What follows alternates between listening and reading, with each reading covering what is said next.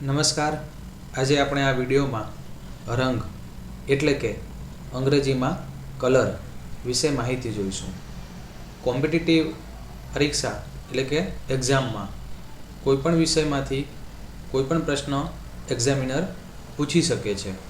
જો આપ આવી કોમ્પિટિટિવ એક્ઝામ આપતા હોય તો આવો અનુભવ થયો હશે, જેથી આપણે બધા જ વિષયમાં પૂરતું અને વ્યવસ્થિત ધ્યાન આપવાની જરૂર છે. તો આજે આપણે આ વિડીયોમાં કલર અથવા તો રંગ વિશે માહિતી મેળવીશું. આગળ વધીએ. પ્રથમ શ્રેણીના રંગો, જેને પ્રાઇમરી કલર્સ પણ કહેવામાં આવે છે. તો લાલ રંગ એટલે કે રેડ, પીળો એટલે કે યલો અને વાદળી એટલે કે અંગ્રેજીમાં બ્લુ, જેને પ્રથમ શ્રેણીના રંગો એટલે કે અંગ્રેજીમાં પ્રાઇમરી કલર્સ અથવા તો મૂળ રંગો કહે છે. અહીં તસવીરમાં આપણને તે બતાવ્યું છે. લાલ એટલે કે આ લાલ, ત્યારબાદ પીળો એટલે કે આ પીળો રંગ અને વાદળી એટલે કે વાદળી બ્લુ. આને આપણે મૂળ રંગો, પ્રથમ શ્રેણીના રંગો કહીશું. હવે કદાચ તમને પ્રશ્ન થતો હશે કે પ્રથમ શ્રેણીના રંગો એટલે શું? તો તેના વિશે ધીરે ધીરે આગળ ખ્યાલ મેળવતા જઈએ. તો આ રંગો પોતાનું અલગ અસ્તિત્વ અને ઓજસ ધરાવે છે. બીજા રંગોના મિશ્રણથી બનાવી શકાતા નથી. એટલે કે તમને એમ થાય કે લાલ રંગ મારે બીજા 2 કે 3 રંગોના મિશ્રણથી બનાવવો છે, તો એ ના બની શકે. પ્રથમ શ્રેણીના રંગો એ પોતાનું અલગ અસ્તિત્વ ધરાવે છે. જો તમે 8મા 9મા ધોરણને યાદ કરશો તો આપણા ચિત્રકામના સાહેબ અથવા તો બેન આ વસ્તુ ઉપર આપણને ભાર આપતા હતા. કહેતા હતા કે લાલ, પીળો અને વાદળી જો આ 3 રંગોનું યોગ્ય મિશ્રણ કરવામાં આવે તો આપણે તેમાંથી બીજા કલર બનાવી શકીએ છીએ. તો બીજા રંગોના મિશ્રણથી આ પ્રાઇમરી કલર્સ, પ્રથમ શ્રેણીના કલર્સ એટલે કે લાલ, પીળો અને વાદળી કલર રંગ બનાવી શકતા નથી. આ રંગોની શુદ્ધતા અને તેજસ્વીતા ઘણી વધારે છે. તો બાકીના કલર જે છે લાલ, પીળો અને વાદળી સિવાય, એ સિવાયના જે બાકીના કલર છે એટલે કે બદામી લઈ લો, જાંબલી લઈ લો, લીલો લઈ લો કે કોઈ પણ કલર, તો તે બધા કલર કરતાં આ જે પ્રથમ શ્રેણીના રંગો છે તેની શુદ્ધતા અને તેજસ્વીતા ઘણી વધારે છે. જે આપણે આ તસવીરમાં પણ જોઈ શકીએ છીએ. જેવું તમને ફીલ પણ થતું હશે કે જ્યારે તમારી આંખ, તમારી નજર લાલ, પીળો કે વાદળી રંગ જુએ છે અને ત્યારબાદ બીજા રંગ જુએ છે તો ત્યાં ફરક તમને દેખાતો હશે. તો આ વાત થઈ પ્રથમ શ્રેણીના રંગો. હવે તમને એમ થતું હશે કે આ વસ્તુ મને પરીક્ષામાં કેવી રીતના ઉપયોગી થતી હશે, એવો પ્રશ્ન થતો હશે. તો પરીક્ષામાં ઘણી વખત તમે આવા પ્રશ્નો સાંભળ્યા હશે, જોયા હશે કે RGB કલર શું છે, રેડ, ગ્રીન અથવા તો બ્લુ. અથવા તો ઘણી વખત એવા પણ પ્રશ્નો આવતા હશે કે કયા મૂળભૂત રંગો છે અથવા તો પ્રથમ શ્રેણીના રંગો છે. તમને ઓપ્શનમાં આપ્યું હોય કે લાલ અને તે સિવાય બાકીના બીજા કલર આપ્યા હોય, તો ત્યાં આ 1 માર્કમાં કામ આવે. ત્યારબાદ દ્વિતીય શ્રેણી અથવા તો બીજી શ્રેણીના રંગો એટલે એને અંગ્રેજીમાં સેકન્ડરી કલર્સ પણ કહેવામાં આવે છે. તો પ્રથમ શ્રેણીના કલર્સ આપણે જોયા. ત્યારબાદ પ્રથમ શ્રેણીના કોઈપણ 2 રંગોના પરસ્પર સપ્રમાણ મિશ્રણથી તૃતીય શ્રેણીના રંગો બને છે. શું કહેવા માગે છે કે ધારી લો કે તમે લાલ અને પીળો એ 2 રંગોનું પરસ્પર સપ્રમાણમાં મિશ્રણ કરો તો કોઈક ત્રીજો રંગ બને છે, જેને આપણે દ્વિતીય શ્રેણીના રંગો કહીએ છીએ. તેવી જ રીતે જો તમે સપ્રમાણ અને યોગ્ય કલરનું કોમ્બિનેશન કરો, એટલે કે લાલ અથવા તો વાદળીનું કોમ્બિનેશન કરશો તો તમને કોઈક ત્રીજો કલર મળશે, એટલે કે જાંબલી મળશે.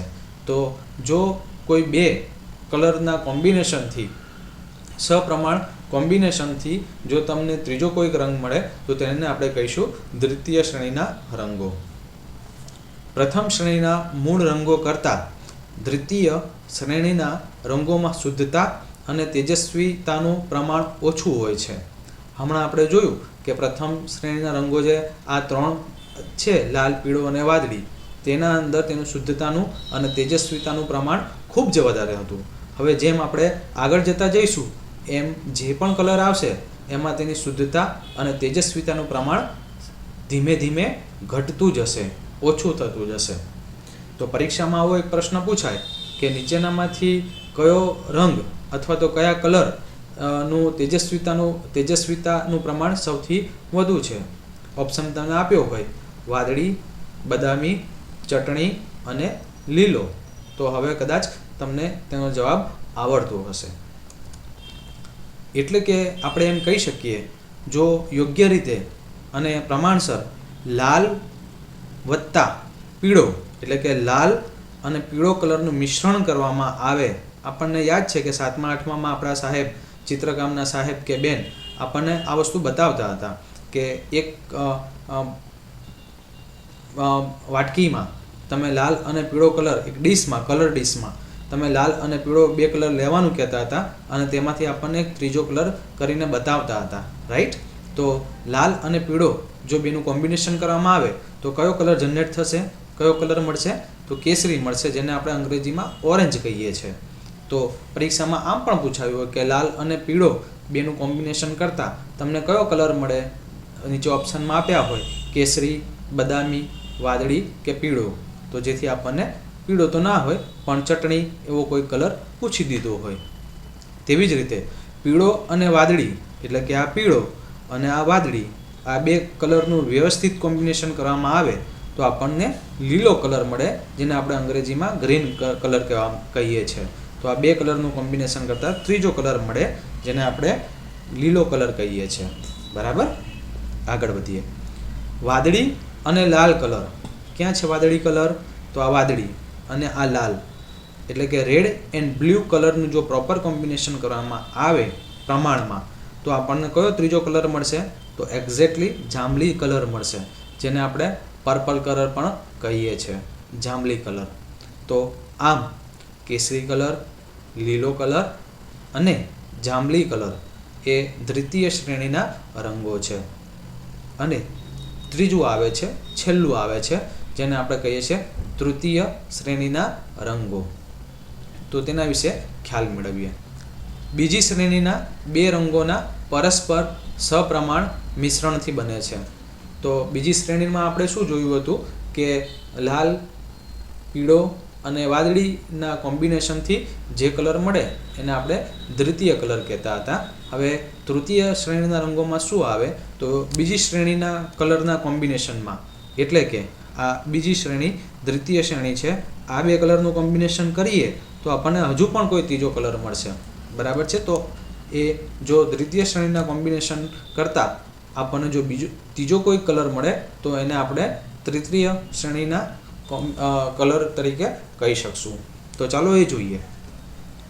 તો તૃતીય શ્રેણીના રંગો જે છે એ શાંત અને શીતળ, ઠંડા ભાવ પ્રગટ કરે છે. આ રંગો વાસ્તવમાં ભૂખરા છે, તેજસ્વીતા તો ઘણી જ ઓછી છે. જોઈએ કેવી રીતના. આ પ્રથમ શ્રેણીના રંગો છે. તમે જોશો તો તમને એ અહેસાસ થશે કે આની તેજસ્વીતા એ ઘણી વધુ છે. તેવી જ રીતે તમે આ ચક્રમાંથી એના બહારના ચક્રમાં જશો અને જોવાનો પ્રયત્ન કરશો તો તેની તેજસ્વીતા થોડી ઘટતી જશે, ઓછી થતી જશે. આ દ્વિતીય શ્રેણીના રંગોમાંથી તમે ત્રીજી શ્રેણીમાં જો આવો ત્યારે તમને તેની તેજસ્વીતા થોડી ઓછી, દ્વિતીય કરતાં પણ ઓછી તમને જોવા મળશે. મારો કહેવાનો મતલબ છે કે જેમ આપણે બહાર જઈએ છીએ એમ એની તેજસ્વીતા ઘટતી જાય છે. તો અહીં આપણને એ વસ્તુ સમજાવી છે. હવે વિગતે જોઈએ તો કેસરી કલર અને લીલો કલર. આ કેસરી કલર છે અને આ લીલો કલર છે.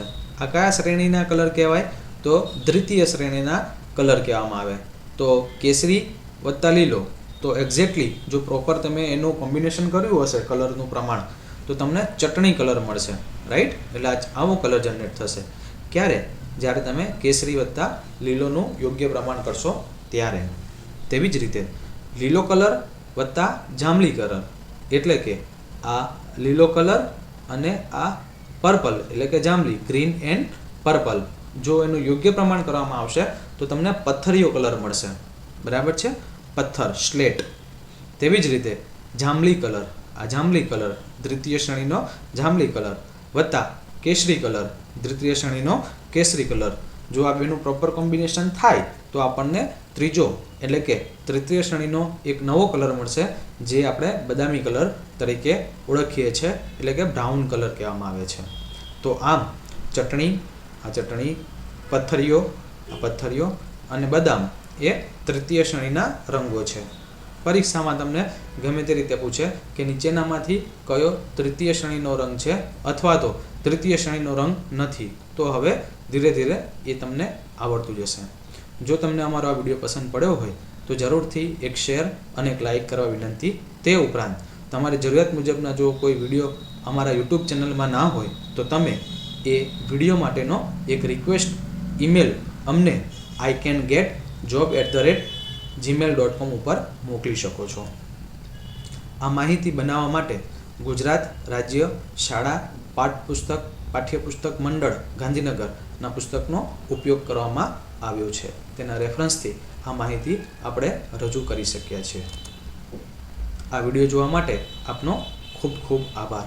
આવનારી પરીક્ષાના વિડીયો જોવા અથવા તો મેળવવા માટે જરૂરથી અમારી આ યુટ્યુબ ચેનલમાં ફ્રી સબસ્ક્રાઈબ કરવા આપને વિનંતી છે. આભાર, ધન્યવાદ.